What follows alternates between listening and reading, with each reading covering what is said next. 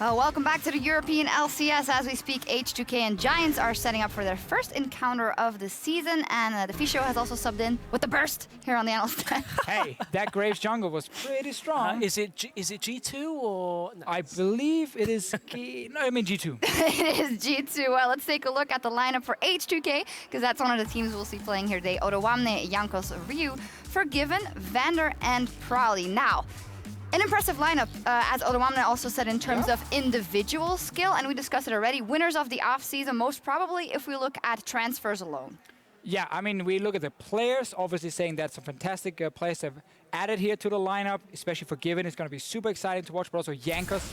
I'm looking at him becoming the best jungler in Europe, honestly, this split. But Spirit is probably going to be in the way. Forgiven, however, is a fantastic carry. Forgiven is a guy who's been on many different teams now, honestly, in the EU LCS, but he's always had standout performances on every single one.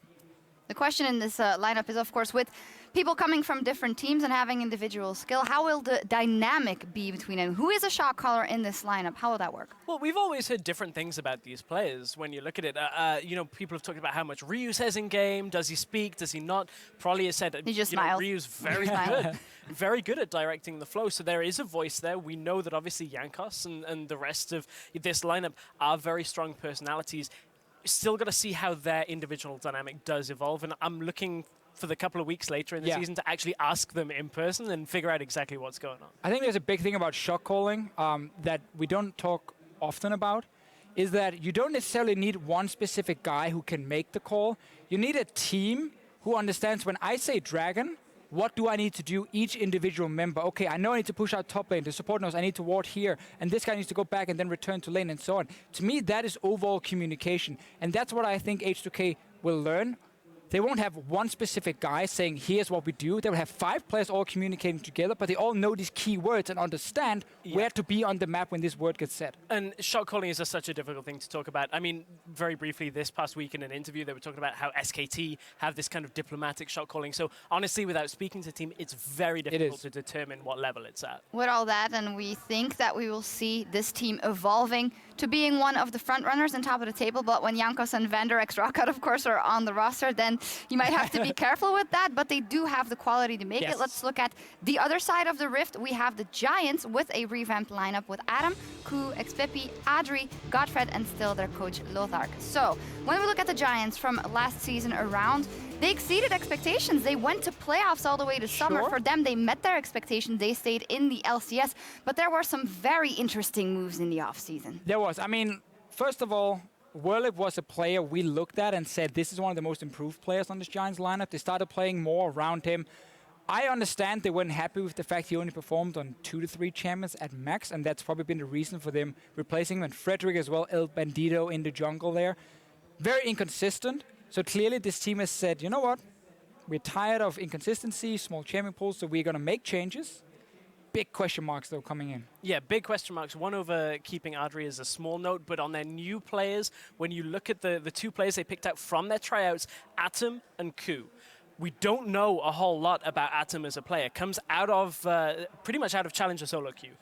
We've heard he's a meta top laner, but honestly is a little underwhelming when you speak to his solo queue performances. There is a small top lane pool in Europe, but it's Ku on the other side, who is somewhat of a Challenger veteran. Ku was just touted so much throughout 2013, 2014, how good he was on Cloud9 Eclipse. He went to North America during 2015 for their Challenger on Team Vortex. 2-4 record. The team ended 5th in the league. I'm not impressed by Ku, and I wonder whether his time has pretty much passed as a top-level European jungler that people thought of. That's the big thing about Giants, is we can't really make a prediction because we haven't seen Ku play for a while on a professional LCS team. And Adam, as you mentioned, has 0 experience. He's never played Challenger or LCS, or Challenger Series, sorry. So we don't really know how to judge them. And I look at Ku a bit like in football, in sports, you have these wonder kids people call out always, you know. Not all of them become something. Some of them lose the talent on the way. This is his chance to show if he's still good enough. Yeah, we look at the rest of the roster, things that have stayed the same, as you mentioned already. We have Adri, Godfred, and Xpepi. Now, in the mid lane, changing his name back to that what he had actually before last season. Is there enough room there to improve with these members is the big question. I mean, Pep Bonero, or ex-Pepe now as he's known, in theory, as always for Giants, can be that carry that just destroys everybody in his path and just deals so much damage.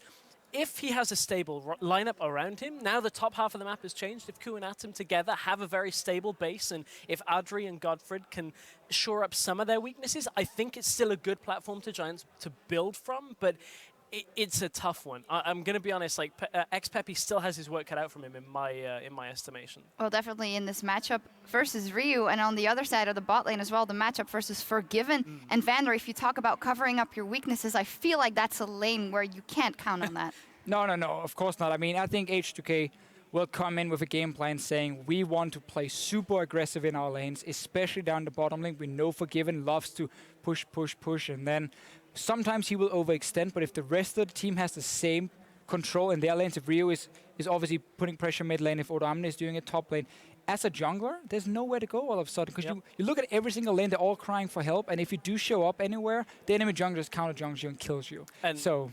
Yeah, exactly. I mean, I couldn't have said it much better. When you look at this matchup on paper, down the line, H2k should just dominate from the early game. Should just get a lead and keep going. Very similar to what we just saw G2 do. If something crazy doesn't come out from Giants in the way to which take that early game. I mean, it is Giants. We know. I mean, maybe Atom has something up his sleeve. We'll see exactly where his champion pool lies. If they can somehow control the early game, maybe they can take this game. But I honestly feel this is heavily favored to H2k. I just want to see progress from Giants more than anything. I also want to see it from H2k because obviously it will take time to become a world-class team. It's not just picking 5 players and putting them together. But for Giants, really, it's what we lacked last year. Yes, they exceeded expectations for the first half, in my opinion, but then it just went downhill. We need to see that become stable. Consistency, macro play, it needs to be there.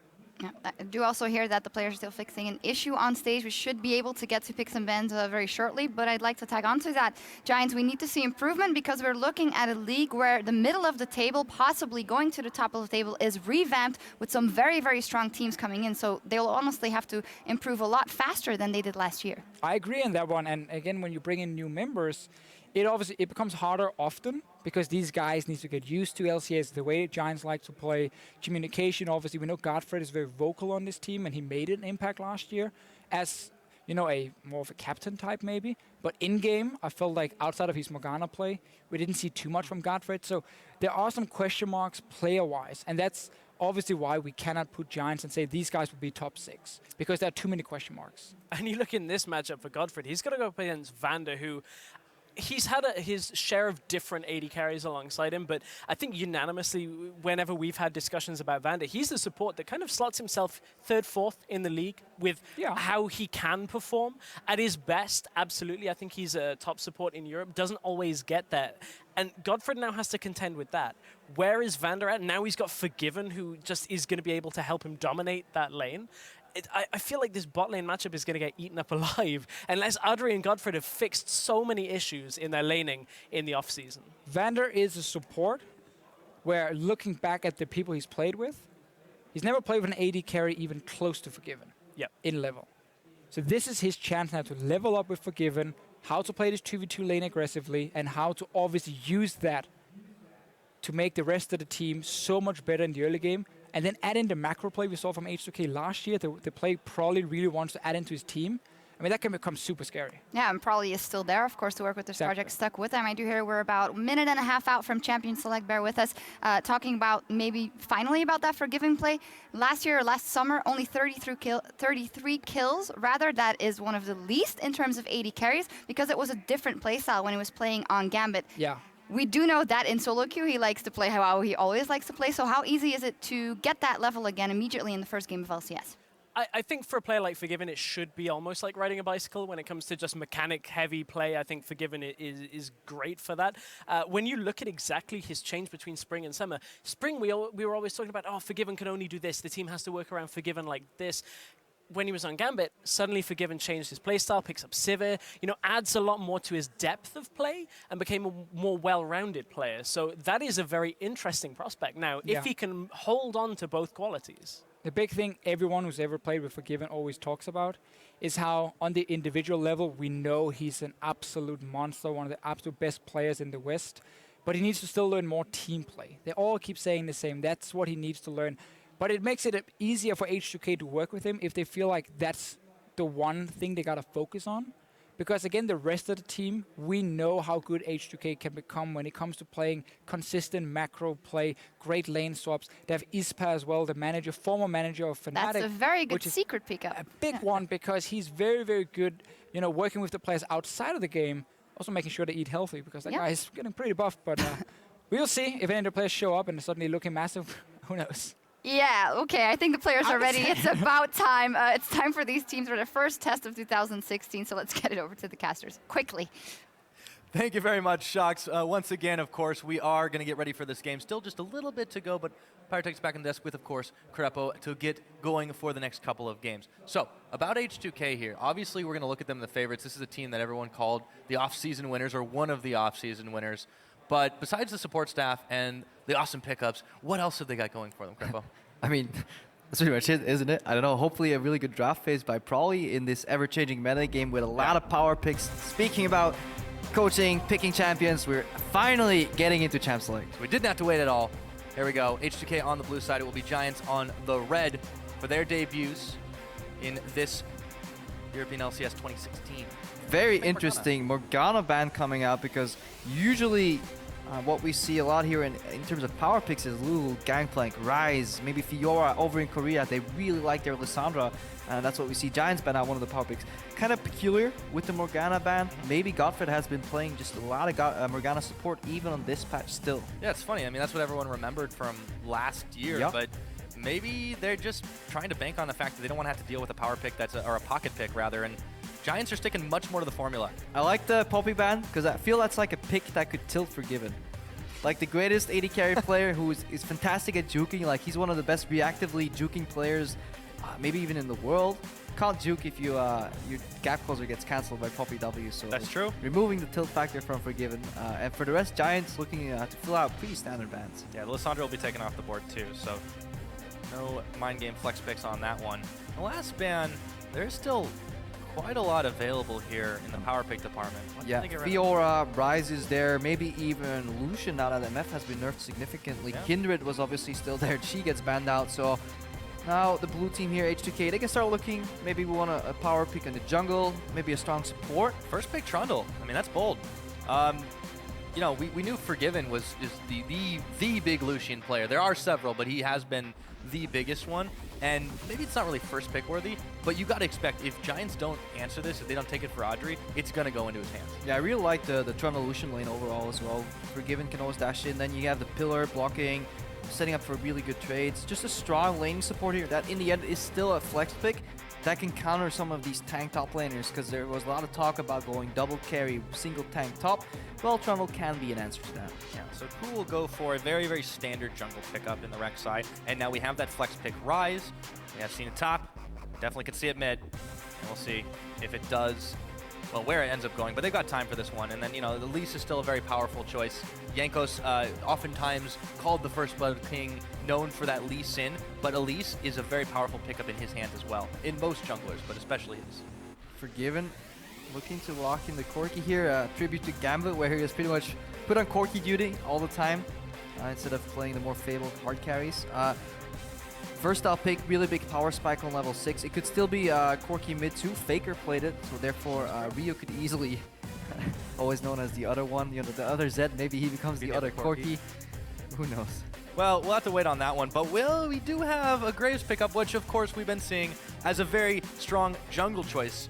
Although even the last year, Forgiven was known to play that as well. But I do think that's where it's heading. The Corki, we still don't know. We could be in for a triple AD carry comp. Yeah, it has to go into the jungle, and that kind of makes more sense with the Corki pick, because Corki obviously adds another layer of magic damage. So you don't go pure double AD carry if you go for the Graves jungle. That's probably why they opted for the Corki. I'm a big fan of Graves jungle. Not as big of a fan as Deficio. I'm more just maybe like a mini fan, but I think it's an incredibly strong pick. I think you're definitely right, but you definitely have to use it very early on. We know Jankos is very good at getting this early pressure in there. Now that means the answer, they may take the AD carry for themselves. The Braum Lucian lane, if that gets locked in, and it does, is a good old mainstay. Yeah, very powerful together. Yeah, really, really good combo, mostly because it's so easy to stack the Braum passive with a gap closing AD carry, but more importantly, the Braum shield will be fundamental in this team comp to block a lot of damage. You can soak up rockets, and more importantly, you can deny the entire damage output from the Graves. So we'll have to keep our eyes on Godfred if he can use that to peel. Already decent peel here from Giants though. Rek'Sai and Braum together should be enough of a front line to allow more carries to operate in the back lines. They'll need some time to get that Ryze scaling. Hopefully it gets put into mid lane. Not the biggest fan of Ryze top because it's very vulnerable to ganks. Well, what are they going to add in there? That's a real question. Again, we haven't seen Adam. And you know, you got to look at this other side of H2k in the top lane. Odoamne with Hoonigan arguably one of the strongest top laners left. I mean, you can say Cabochard's up there as well, so as of course. But Odoamne is somebody that you really can't overlook. He can definitely step up and do big things, especially on low resources. So no Corki mid, Corki AD carry, Ahri locked in the mid, and then still a double flex opportunity here. Shen can go both support and top, so if a super tank gets locked in for the top lane, Trundle can actually be swapped to the top and Shen support can still work more than fine. So definitely a good drafting phase here from H2k with enough mid-game power, and that's really what you want to be in this meta game. Just mid-game power is what you're aiming for, because that's where you can really break open the map. At the other side, Giants is still flexing that Ryze around, so they're deciding whether it goes mid or top. And they know that what they'll have to deal with against. Will Adam be enabled with this Ryze pickup, or will Pepinero, or ex-Pepi, as he's now being called, be the one to take that? And what do they answer with? They don't want to pick a super tanky top for those stat stealing, but and they really do have plenty of fun, like you said. They need more damage. Yeah, they definitely need some more damage. So we're looking at some mid laners here. Maybe a Frost Queen's Clay, a LeBlanc could technically come out. Kind of hard to play LeBlanc to Shen though. Definitely wasn't thinking about Kennen. No. Maybe it's not. It's usually not on everybody's minds, but if they do take that, that should go to the top. It is locked, and it's all to see if that's what they go with. So range their ass into the Shen, could bully him out of the lane. So early gank coming out for Adam could definitely do some bad things to H2k here. So if they can get Adam snowballing, it's a good thing because he can bully out the Shen. If they leave him alone, he still adds a lot of teamfight power. So Giants definitely looking for a teamfight composition. Braum incredibly strong, Rek'Sai has good peel. They have a wealth of crowd control effects that then the Ryze can operate in the middle. Yeah, this is definitely a solid composition for Giants. It could be a strong lane in the top lane. It's definitely a strong lane in the bottom. Obviously, ex-Pepi has dealt with a lot of really wonky and lopsided matchups in the past, and he's tended to be the one that comes out on top and carries, but he can also be a bit of a wild man, going in too deep, and Ryu knows how to take advantage of situations like that. And on Ahri, you know, he had a couple of beast games last year. Probably was very outspoken, saying Ryu is the hidden carry, the one that no one expects to step up and just deliver the pain. Yeah, looking at some interesting gank opportunities here, but we'll get into that later. Coaches shake hands, and we're ready to load onto the Rift. Oh, yes, indeed we are. And you can see Ryu's already going to be looking to go very aggressive. It's the way the Ahri does it, but we want to know what you guys have to say. Why don't you go ahead and hit us up on Twitter, hashtag H2KWin or hashtag GIAWin, as we get ready to load up into our third game of the day. Action starting hot and heavy, and you guys at home, we want to hear from you, so why don't you let us know. As we get ready to start it up, Giants, H2K on the board. Let's get going. So yeah, the junglers will be very important this game. If Ku can find an opening, snowball a lane, because the combination of some snare from Ryze and then an instant flash knockup from Pepinero, or ex-Pepi as he's called right now, could be enough to kill Ryu. As opposed to Jankos, he's just bringing a lot of damage to these lanes, so you'll need the laners to provide the crowd control effects themselves. And they definitely have a lot to go on. You know, Ryu's got the charm, Odoamne's got the dash. If they start doubling up early and making big plays, taking advantage of that pre-level 6 teleport, the summoner spell one that is, they can definitely bring the pain to Giants, who are starting to step a little bit forward. They have instigated this lane swap, or at least part of one. Audrey's up in the top side, dangerous. But Godfred's in the bottom. Forgiven is going to check into some pain. I think. He is going to get flashed away, rather. Pepi pops his ghost, maybe a little bit too late, and Forgiven will make it out. Pepi started snare. You should never start snare if a Braum is stacking passives, and more importantly, should not do it until after the Braum passive gets procced, because, yeah, this is going to be a rough laning phase. Pepinero starting with a snare right now. Ryu should have actually the ability to bully that right now. And something we want to talk about now that the flash is down and the heal on Forgiven, it may prompt a reaction in the bot lane from Godfred and Audrey if they actually end up laning 2v2. But Yeah, we're looking at a weird weird swap. That's something you can do against an inexperienced team like Giants is, yeah, There we go. lane swap, Godfred's but gonna they're run. initiating it themselves. That's actually peculiar. Putting Adam on a ranged harass champion and then initiating a lane swap yourself, forcing the lane swap with a solo queue top laner, I'm not sure if that's the right approach for Giants. Yeah, this is definitely really curious. Forgiven the Vander on the bottom side will go ahead and grab the Krugs early on, and they can get back without any worry of losing the farm. Yanko's hanging on the bottom side to start this thing off, but I don't know if Giants are looking for the lane swap preemptively and trying to The only thing that makes preempt it or sense, what? the only thing that makes sense is that because Forgiven lost his summoners and he has a tough matchup against him, Giants thought that H2k would default to a lane swap in the top lane even more, but right now, Forgiven losing the heal and the flash actually does not matter. So he doesn't get any impact because he'll be farming for the majority of the early game. However, Xpepi does lose the impact from using the Ghost and starting with the W early in the lane. Yeah, so Ryu shouldn't have too much trouble there. Not much of a CS lead, but obviously they've just gotten in there, and we can already see that there is a bit of a roam going on. Ottawamne looking to maybe try for a fast push with the help of Vander. Since there's no one here to stop this, this should be one of those good old 3v or 4v0s. Yeah, you even want to speed up the 3v0 even more because the way the jungle experience got changed, right now junglers, they still get full experience from the camps, but laners not so much. So an extended double jungle where you're sharing is just less efficient.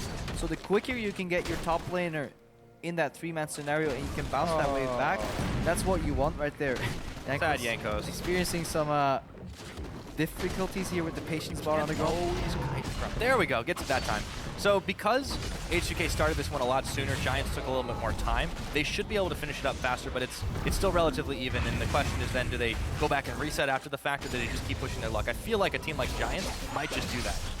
Yeah, definitely want to push in, reset, bounce the wave to your top laner, get him ahead, and then equal out. What we've seen in the LCK over in Korea is that the lane swap starts like this, teams swap around to the other side, both towers tier 1 go down on each side of the map, and then a very slow mid-game starts where teams are struggling to get anything done. LCK analysts predict that to happen every game. I think the next step then is really deep vision, and maybe H2k can generate that and start opening up the map that way. I do think Giants will struggle if that scenario actually comes to play. Yeah, especially considering H2k have all the tools for a really ridiculous mid-game team. If they can get off on the right foot and not get set too far behind and into a really stale situation, as Rio doesn't know what's coming for him. Ku comes in, but he's out. Lands the charm too onto Xpepi. Nice. Yeah, and definitely Ryu knows what to expect here. If you look at the bottom lane and the top lane, there's no way a jungler is going to interact with any of these lanes, so the only place ganks can happen is in the mid lane. If then Pepinero or Xpepi starts playing up a little farther ahead, Ryu basically smells the gank. Yeah, pretty easily. And there's a lot of escapes that they have too. Even though Ryu's only level 4, once he hits 6, that's not going to be as much of an issue as long as he hangs on to his ultimate, unless he goes right for Pepe's face. And still fairly even as he pushes the wave forward himself. We start to see some semblance of normalcy. Just your basic lane swap, nothing else to see here with a couple of towers pushed early. 4.5 minutes on the clock. Yeah, look at Yankos. He's going to assist his bottom lane, which is now top lane, to really zone off Adam off that tower. Adam level 3 on the cannon with teleport. And Dorn's Blade, incredibly stunted build path. So Giants opting for this lane swap puts them pretty far behind. Yeah, this could definitely not turn out too well for them, but now we've got a 2v0 in both sides. A bigger wave for Giants, but they definitely took a little longer to get there. You can also see Yankos working his way through the Giants' topside jungle, so teams are just trading back and forth right now, giving each other a sort of gentleman's agreement as Ottawamne comes and joins the top side. One thing that does work for Giants though, these accelerated gold gains from these turrets going down does help Pepinero get to his items quicker, and he obviously wants to scale as quickly as he can. Yeah, that'll definitely help out Pepinero, but again, H2k, if they can group up after these outer towers are gone and they can start forcing things, they have the tools. Once they hit the power spikes, it's not quite mid-game yet, to be able to get some serious damage onto Giants and shut the Rise down early. No, that's a very good point, Pyra, because if you put the Graves and the Corki and the Ahri together in the mid lane, combine that with a zone that comes from a Trundle pillar, it will be incredibly hard for the Giants lineup to wave clear. The only reliable wave clear that they have is Lucian's Culling on level 6. Other than that, Rise will actually be out of position trying to clear those waves, so the siege that H2k have on that third middle tower that will eventually open up the map will be incredibly hard to deal with for the Giants. Yeah, I feel like a lot of the emphasis now that the outers are all gone should be placed in that middle side. A lot of towers taken early on with the pushes back and forth. Yankos is already motioning up towards that side of the river, trying to get the wards in for himself too. Yeah, they're setting up the wards right now. We're not quite there yet. Obviously, we need the rockets on the Corki. We need the level 6 on the Graves. We need the threat of an instant burst. And then obviously we need the flank squad because Giants' response will be an immediate engage, cannon flank TP, Ku flash knock up, snares, concussive blows. That's the things you're looking for from the side of Giants. They're still stacking pretty heavily on this bottom side. Vander and Jankos hanging out and just continuing to own this jungle.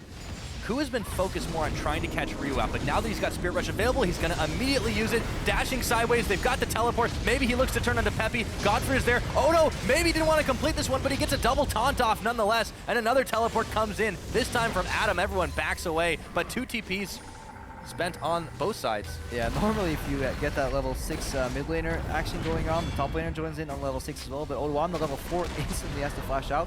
Good reaction from Ryu though. Dodges.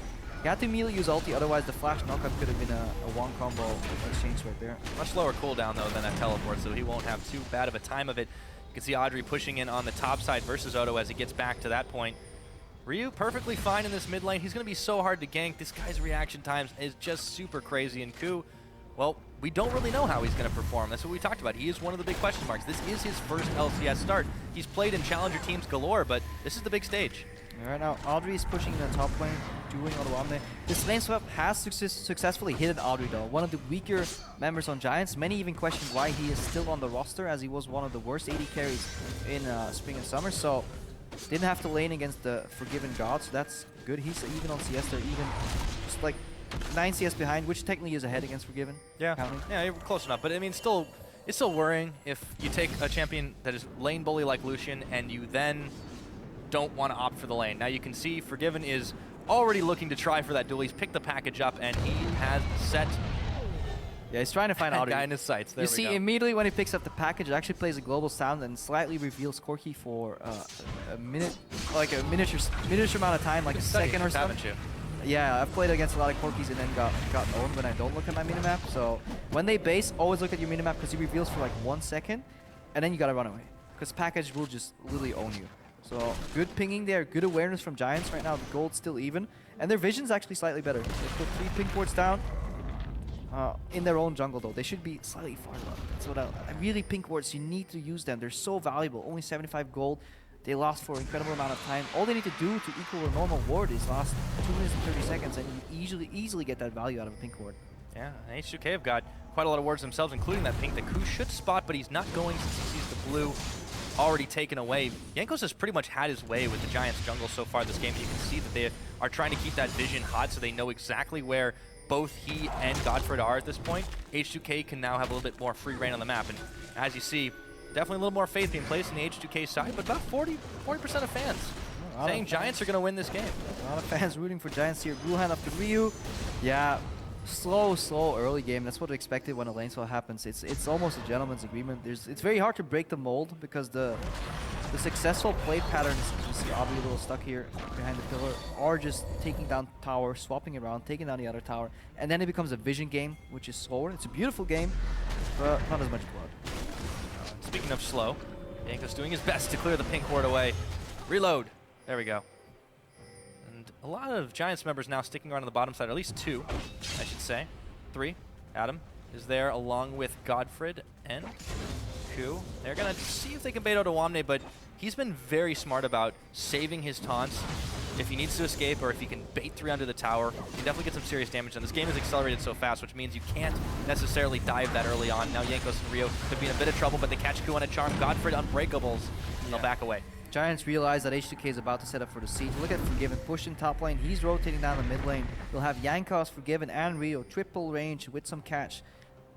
Pushing into Peppy's rise. So can Giants hold off this siege? Can they block the siege? Because this tower is under massive pressure. 500 gold lead for H2k. They look to extend it a little bit further. Charm gets narrowly dodged by Peppy. And they can't quite finish this one off just yet, but they do have the tools to get away. Traffic cone is up. Jankos is here now, sending out the Foxfire. Ryu just trying to keep the poke going. Another charm is dodged.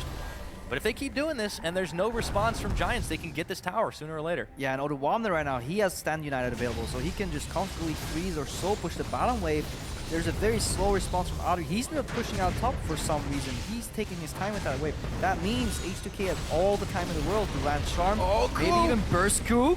Not quite enough damage, but Jankos is certainly getting there. That will mean they can polish off the tower, get themselves in a much more comfortable lead. And yeah, Audrey is just not a part of this. He's down still about 16 CS. He's having to take some more junk. Well, rather, he's having to continue to stay up on the top side. Odoamne, meanwhile, is free pushing in the bottom, but he's got the double teleport available. That's the difference, and H2k are making much better use of their tools this game. Yeah, and Giants, they just open up Pandora's box by letting that mid lane and tower fall for free, because right now, H2k have the liberty to invade any side of the jungle, put deep wards, and then start picking them off, even securing potential dragon if Giants don't sneak it right now.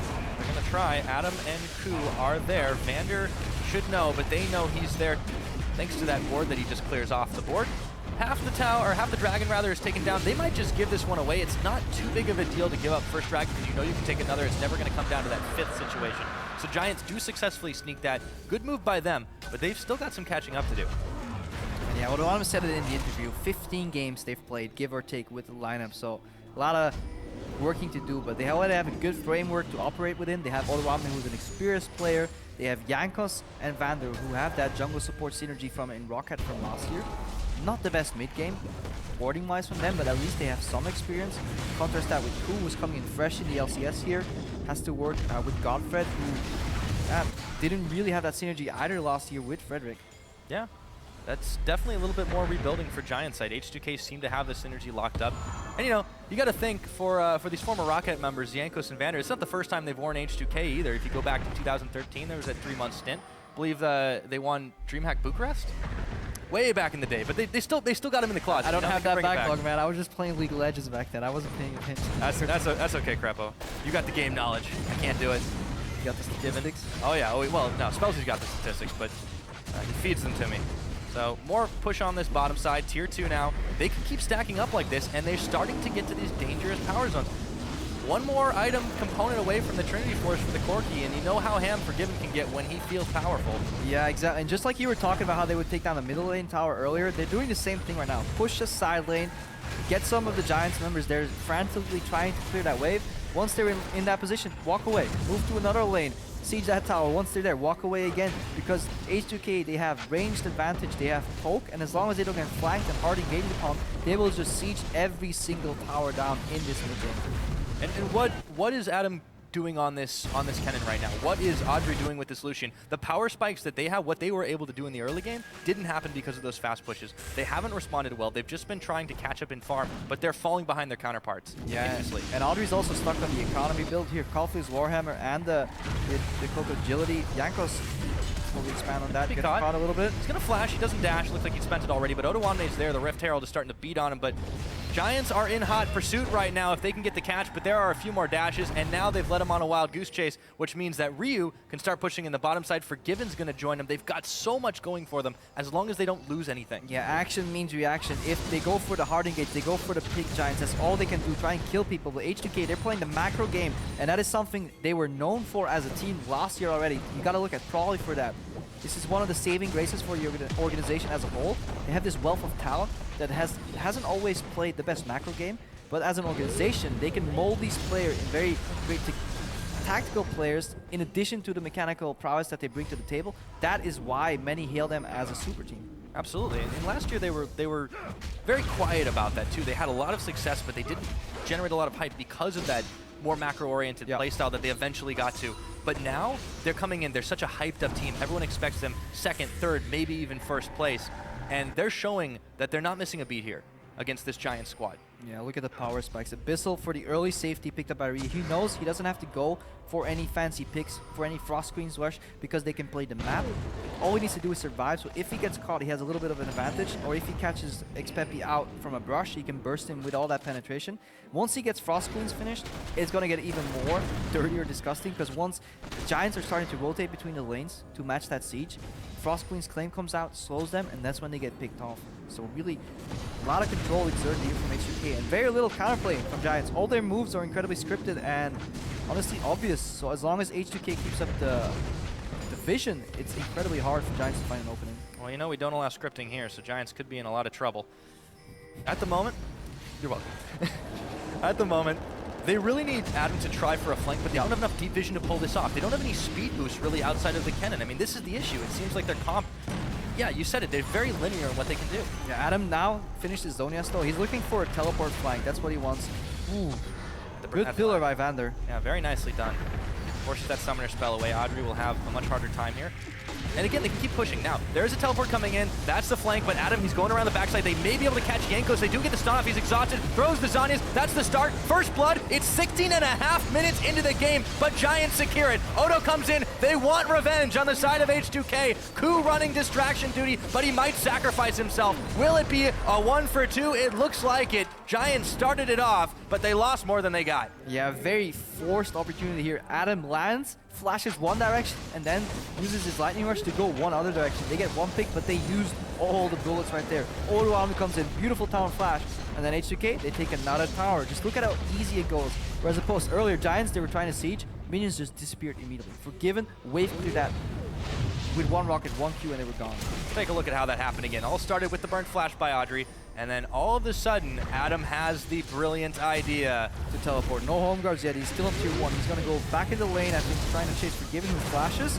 Then decides otherwise, goes to the top side. Good exhaust. Godfred's already melted. Ryu gets exhausted, but none of his damage gets really denied. And with a taunt flash onto Audrey, good target calling, and Pepinero's chasing the support right there. Overall, just chaos from the Giants. This play could have been set up more elaborately, better, just more structured, but it was a panic play. And you can definitely tell that some of these members are new to the LCS. Absolutely, and they've definitely got a lot of time on their hands. This is only week 1 and only the very first day, so it's really a test run for Adam and Ku, but the whole team does need to get it together. Again, they are against a very tough squad of H2k, but for the time being, they're down 3k, they're down 3 towers comparatively. Jankos is just running right into Peppy, and that's not a great thing if you're Ryze, as an AD carry running into you. Spent the calling to try and clear the wave here. They've still got enough damage to chunk it out significantly. Another excellent pillar from the Trundle just to keep the interrupts going. Meanwhile, Odowane is completely uncontested in mid. Yeah, H2k have the option to rotate to NL lane. They're probably going to stay top here. Culling and Vitality are the only amounts of slightly reliable wave clear here. Forgiven just sieging away. And look how H2k is not opting in for any fights. And even though they are likely mechanically better in every single role, they could destroy these players in duels. They go for a very siege-heavy, calculated approach. Epinero just like that tries to defend, but he just gets picked off. And I like the way H2k is playing this game from a macro point of view, and also what it means for progression later in this split, because they can beat up this team likely just by pure mechanical skill, but they opt for a very strategic approach. Hopefully not show too much of their hand, but they have definitely built a comp and utilized it extremely well. We talked about the mid-game power spike. They have been rocking and rolling with it. As you just pointed out, that Frost Queen Sling completed on Ryu. And of course, look at a little bit more defensive build from Jankos. He's got the Hex Drinker just to prevent the AP damage that does exist. They're not worried about Audrey at all. To be honest, they shouldn't be. Yeah, Audrey is the first one to get blown up in the fight, and then Jankos with the Hex Drinker, deceptively tanky there against Adam and Peppy on the double AP composition. Yeah, and you know, they've also got their locket completed too for Vander, so they have a lot of MR available to them. And they've also got the extra shield in case someone does get popped on. It's close to 20 minutes. As you see, the Baron will be available, but H2k are likely not going to need this as they just continue on their trajectory to just keep pushing Giants further and further back, winning the war of attrition. They can take this game home easy. Yeah, they can follow the same playbook they have been doing the entire game and then choose. They can choose which towers to siege. If they find it a little difficult, they can pick up the Baron buff. They can pick up the first Dragon buff as well, 6%. Both damages is definitely worth spending some time clearing that. Trinket-wise, 4 blue trinkets. We saw Fnatic, once they got ahead, actually opting for all the yellow trinkets because they last longer and they don't get revealed. Perhaps actually a wiser choice if you do control the map. You don't really need to safety check brushes with the blue wards if you just move as a pack and rotate in between the lanes once all the members are revealed. Yeah. It's definitely an option for them, but they're playing it about as safe as they possibly can right now. But there are just so many wards already scattered throughout the Giants jungle. That bottom side had always been lit up throughout this game, but Giants' warding area is pretty much limited to their own red buff and a few river entrances. They don't have a lot of vision, they don't have a lot of information, and that makes it so much harder for them to try and make these comeback plays like they did with Adam. They can still make some picks though, because there's very limited amount of wards overall on H2k side. 3 sidestone wards, no pink wards in the inventory except on Ryu right now, and no yellow trinkets. So if the blue wards gets cleaned out, then Giants can still make some picks, and that's what they're hoping for. Somebody to get greedy, somebody to overextend. Yeah, wait on that rise, keep on buying your time as much as you can, set up a good flank with Adam. As long as H2k don't get cocky though, that's going to be so hard. That opportunity is just not going to come along, and meanwhile the gold gap just keeps on widening. H2k 6k up, or roughly that, to Giants right now, only 30 1,000 gold in their pockets. The Spooky Ghosts come out. Godfrey's going to get spotted right as he recalls. Safety check by Ryu. How many people are here? 2 ghosts go out that way. There's likely not too many people here. Charming the rush. A lot of respect here from H2k. Yeah, they're playing the safe game out and feeling this one out to begin with.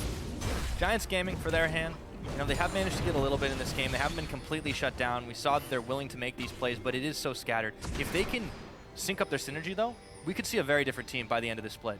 Yeah. Giants here going for a Hail Mary, trying to pick somebody off, but H2k is comfortably playing passive because look at the bot lane. Odo Wamne pushing yet again.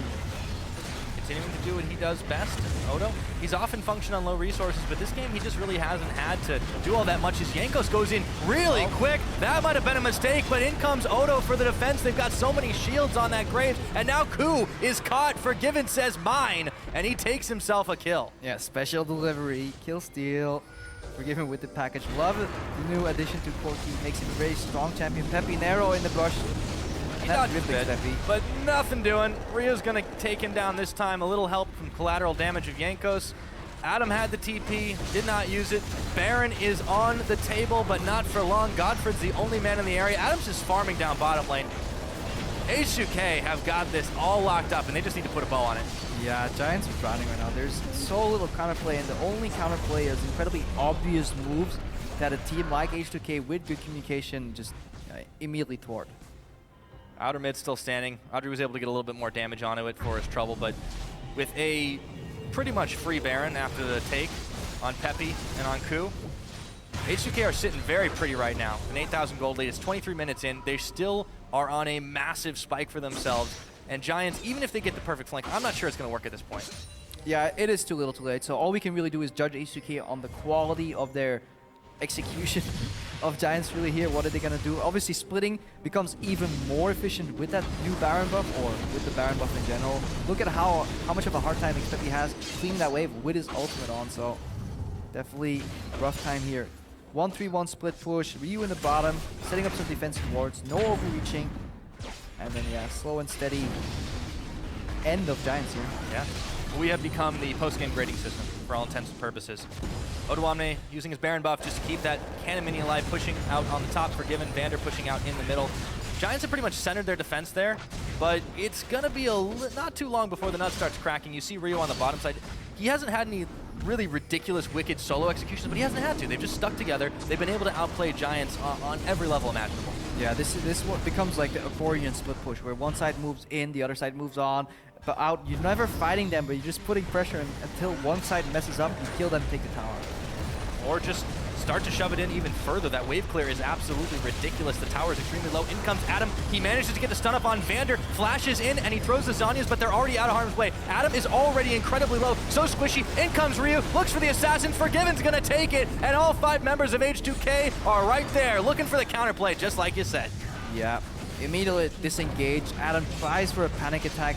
Probably the best option Giants had right there. Just not enough damage right now. Odoamne tanks the tower. Take down the inhib. Look at top. Look at bottom. Inhib's dropping left, right, and center. 25 minutes is all the time we've had on the clock, but Giants just never could get it going this game. Nothing but Nexus turrets left, if you don't count the top lane, and it looks like H2k definitely don't mind. One is fallen down. Giants are in full retreat, but they've got nowhere to go, and Peppy is all the way back to Fountain. Godfred says unbreakable, but it looks like the team is. Odo manages to just barely stay alive. The last Nexus turret is down. Giants are back to their Fountain. This one is all over, and H2k are making a huge statement to start this one off. They might take a little more time to do it, though.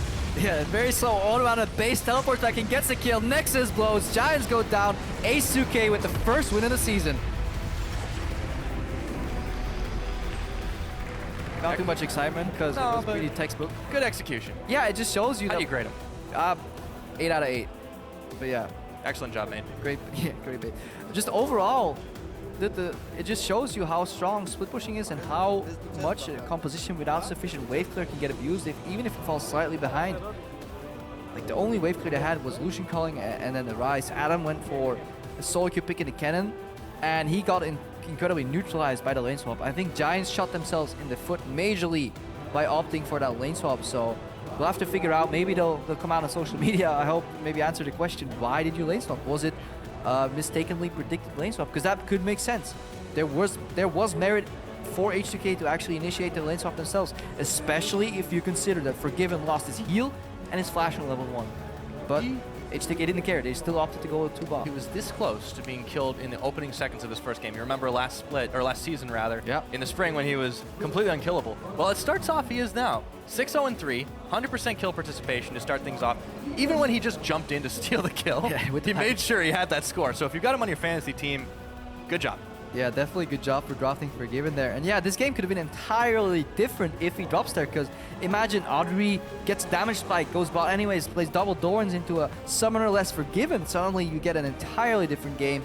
That lack of wave clear doesn't get abused because you have winning matchups everywhere. Maybe Ryze gets an extra experience boost from getting that kill. That means he levels up on the first wave. He can then in turn play aggressive. So much can change with 1 kill in the early game. That's why you never face take a brush level 1 in solo queue. Just play passive. Don't do that, kids. Don't make your support angry. But yeah, that was it for Giants. Yeah, I mean, really, they just didn't have a chance after that. They just got pushed in too fast, too hard. 3 Furious, however many things you want to add to this one. And H2k showed off why everyone's been talking them up massively this season. The acquisitions, adding ISPA as well. Yep. It seems to have worked out so far.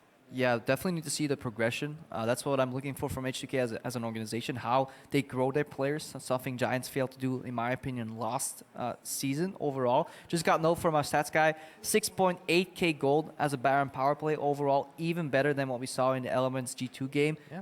Yeah, more than 5.5k. Yeah, textbook finish overall, and Jesus Christ. I'm using them all today. Yeah, just get rid of the memes so we can actually start casting. Them off to the side. But yeah, really, really strong Baron power play and just no answer from Giants. No, and they definitely tried. You know, I think Adam showed a really good initiative there, but it just was too little too late, and we'll have to see as they move forward into the split. But for now, we're going to send it side stage where Pulse is going to look into H2k's victory. Thanks, guys. I'm joined by Forgiven here after that dominating win. And first off, was that your game plan from the start? Because it was a very low-kill game, but then it was all about the tower pushing, and then the game just kind of ended. Well, we are a tactical team. We don't play solo queue. So when you see H2k playing, you should always think that we have 5 brains and we try to play the game the most optimal way. And we have a brilliant personality and the coach that helps us. And in general, all of our team is on the same page, and I think this will further develop as the season progresses. Talking about progression, this team versus some of the previous teams you've been on, how has it been like, 1, integrating into this team, and 2, the potential that you think this team has? What do you think about that? Well, even before me and the other players like Janko said, Vander, that we joined H2k, the past seasons went to Worlds. We were keen at what SK were in 2014. So we kind of want to replicate the success, but without pressure. We are a new team, like we barely played together for like 1.5 weeks. So you already understand that we're a team that develops. Like, if I predict the future, I wouldn't be joining 4 teams in a row. So I think it will be good. But right now, the only thing we can do is just we play game per game, and we try to develop as players. Well, it started off very well, as we just saw in that last game. And finally, I do want to get your opinion just on the AD carry meta in general, how you think the AD carries have fared in the off-season, and also with Corki as well, and how you think Corki stacks up in the current tier list. Well, like for example, I see Reddit every week, and like I see some threads that they complain about how AD carry is. The truth is that it has been worse, but it has been better. And AD carry will not be as Season 2, where you get 3 items and you one-shot 1v5 everyone. I wish it was like that, but unlucky. So I think with how the game it is right now, the role is pretty decent. That's all. Pretty decent. Well, looks very decent on stage. Thank you very much for giving, and congratulations once again on the win. We're going to shoot it over to the analyst desk to break down that game. Well, Forgiven, spit in the fire. I always love listening to him. It's not a solo queue team. No, we play tactical, out with the old, in with the new, and that goes also for the one-liner by far. Now it is we are a tactical team. We don't play solo queue, and that is how we can summarize this early game from H2k. I mean, he's 100% right, because H2k as well at IEM Cologne when they played, it was full focus on towers, objectives, not kills. Same deal here. I think we had to wait 18, 19 minutes before we had a first blood. We did, but you look at the team setups in general from the champion select, and it was so obvious of what they wanted to do. I mean, someone could even have predicted some of these picks. Maybe some. You said they will run with or a control mage, or Ahri, or LeBlanc if we show. You're covering all bases. I said, never mind control mage. I expect Ahri or LeBlanc with the Graves jungle. Okay. It was very smart into the Rise, full control of the lane. Shen as well would maybe struggle a little bit against Kennen. But then, where's the lane swap? Oh, wait, why is there a lane swap? So that's what I was wanting to get to, is they get the flash from Forgiven. Crepo talked about it. They could have just taken the 2v2. Giants take the slightly conservative play, preempt the swap perhaps out of H2k. I think they tried to guess, yes. I think so too. But nevertheless, they ended up in a situation where it was 2 versus 1 against a team that has Shen with the teleport, has an Ahri that can roam, more global presence. I mean, Pepe was not running teleport on his Rise. He was running Ghost, which does affect that. We saw teleport Rise in the earlier games. So you try and then play a macro game against a team that have more global pressure and more options, and then you end up bungling it. I mean, we're about to look at one of these situations where just Adri with wrong place, wrong time. I think, yeah, exactly what happened at the mid tower was really the opening for H2k, where they take down the tier 1 mid tower, because the setup here, it's very important to understand when there's a lane swap, the guy receiving the wave towards his tower needs to be the guy with a global, and often also the weaker guys. In this case, it's been the top laners because obviously they've been denied. So bottom lane, Shen is there with TP getting the wave. Top lane, Adri's getting, that is wrong. They should have been Adam on this Kennen. He had a few seconds left on teleport, but by now he would have it ready. He would get this wave and he could now be a threat. But because he's sitting mid and it's Adri top lane getting all this farm, there's no global pressure. So H2k know, okay, we have 5 members because we have a Shen. We can just keep pushing. They get a free mid tower. And again, there's something we highlighted earlier in the day. Towers are worth so much gold. So once you start falling behind in towers, that goalie just keeps snowballing, and you fall behind in items. Yeah, you do. And I just look at that situation. H2k weren't pushed into making any tough decisions. At no point did H2k look under pressure to, oh, we have to, account for somebody being out of position here. It was just very simple, very quick movements to the tower, push mid. Adri's still top. He's still top. Oh, now he's coming down. We've got the tower anyway.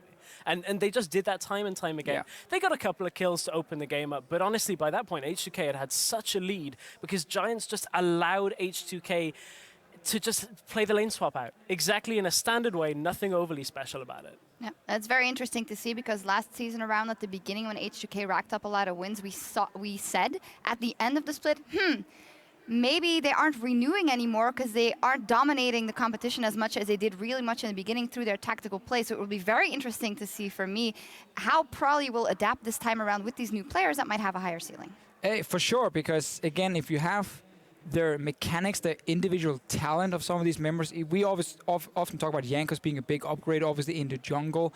Add in then that macro play, which makes H2k consistent. And I think in the LCS, both NA and EU LCS, the most important thing is just having a good macro strategy, because that gives you consistency and that will beat out a lot of the teams who might have better individual players. Obviously not the case for H2k, but some other middle of the table teams.